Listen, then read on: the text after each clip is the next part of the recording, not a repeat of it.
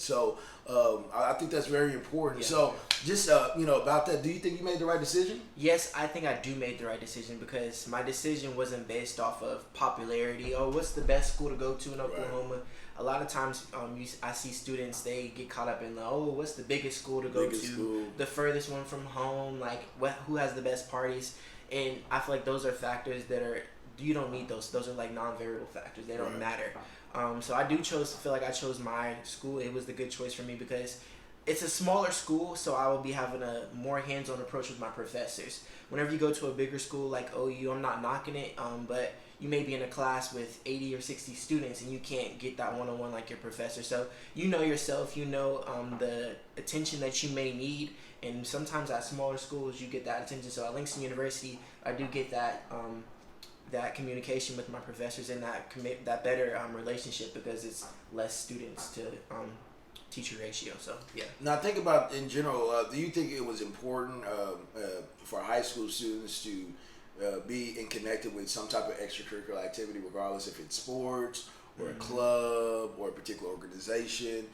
How important was that to you? I feel like that's a key. That's of key importance. I feel like if you just go to school and you don't get involved or anything, you kind of end up getting lost. Right. You don't have anyone to hold you accountable. You don't have an organization that has a set standards. I know my organization, we have to uphold a 3.5 or higher GPA, so that's kind of like a guideline, like a fence. Okay, this is going to help keep me on track. And as well as to that, there's other students who are in the same situation, who are like my situation. They're freshmen, they're coming in, you kind of have that community, you have that group of, okay, they're going through the same thing, I can relate to them, I can get a buddy because I'm in this organization, and it kind of just goes and it flows in easily. If you're not in an organization, it's going to be harder to reach out to people, harder to get into contact with people, or to know that someone's going through the same thing I'm going through, or just having those standards to like uplift you so you can be able to be successful.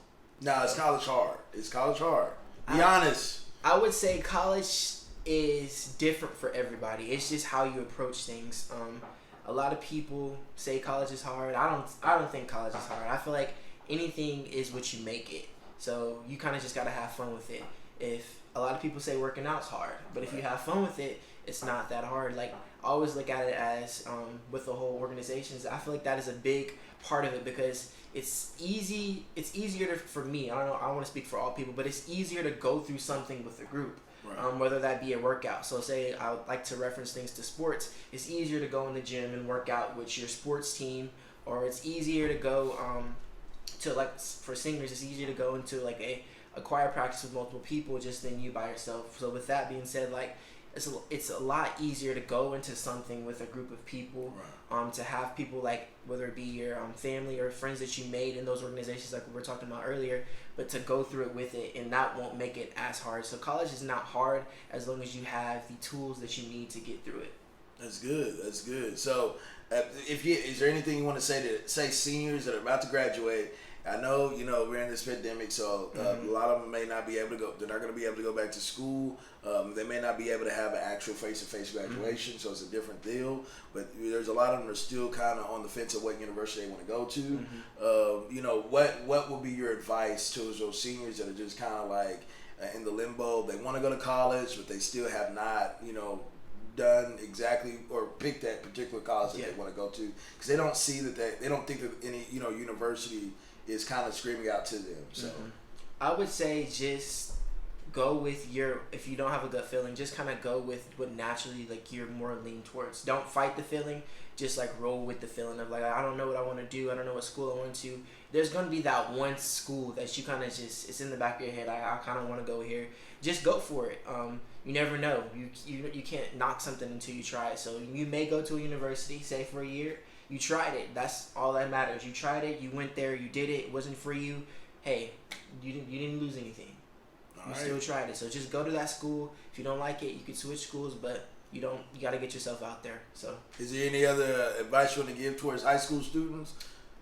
So like in this time of pandemic, I would just say keep your head up. Just know that everything happens for a reason. Go with the flow.